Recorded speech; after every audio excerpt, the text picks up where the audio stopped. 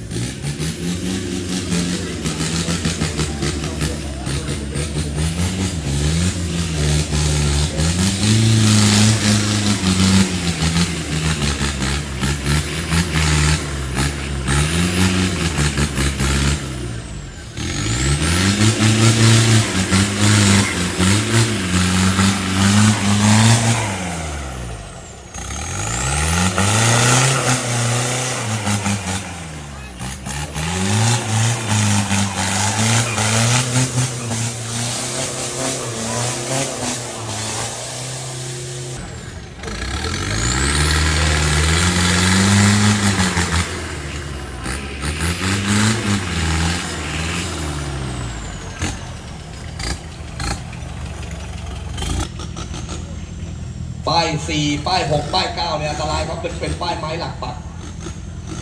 นอกนั้นจะเป็นต้น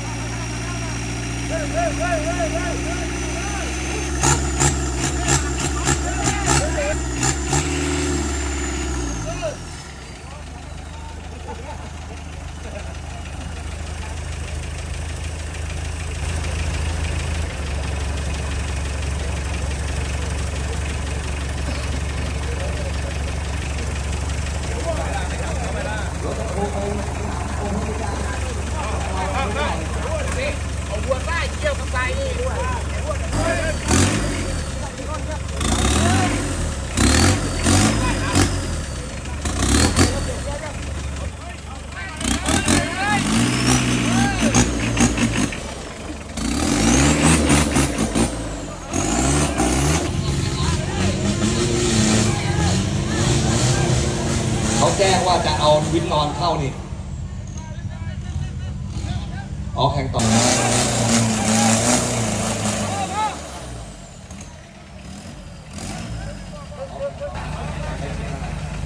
ม่ดึง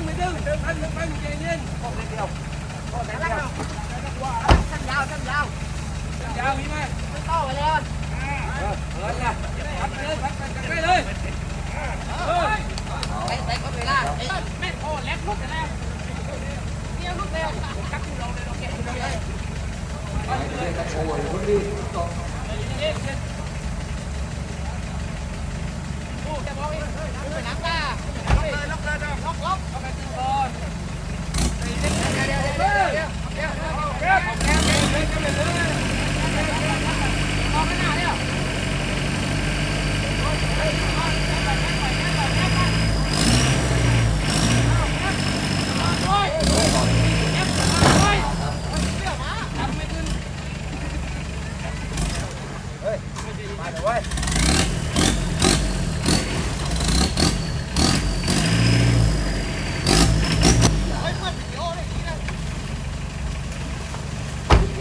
เดี๋ยว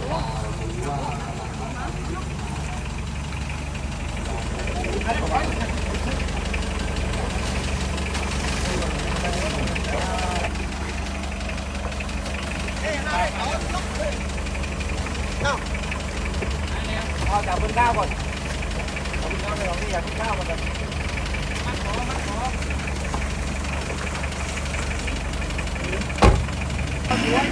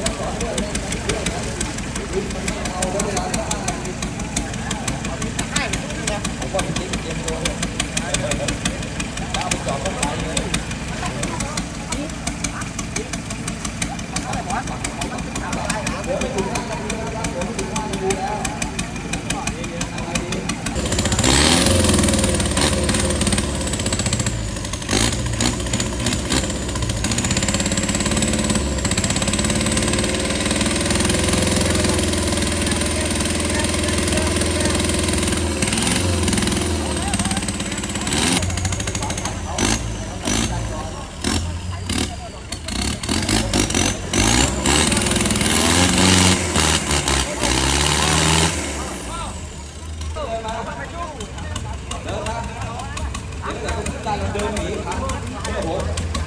ผมกลับไปเขาไม่เป็นผมรู้นี่แหละเดินทางตรงมาเดินตรงเดิน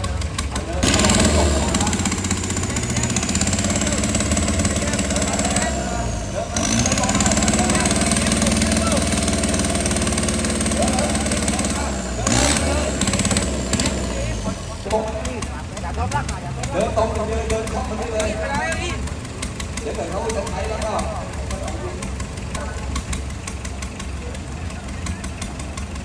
พี่ดีเนี่ยเวลา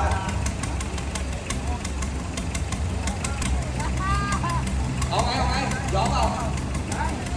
ยอมได้2 นาทีพอพี่ติ๊กตอบแล้วก่อนพอตอบแล้วพี่ติ๊กตอบแล้วแหละพี่ติ๊กตอบแล้วแหละตอบไว้แล้วก่อนมาติ๊กออกมาออกทางเดิน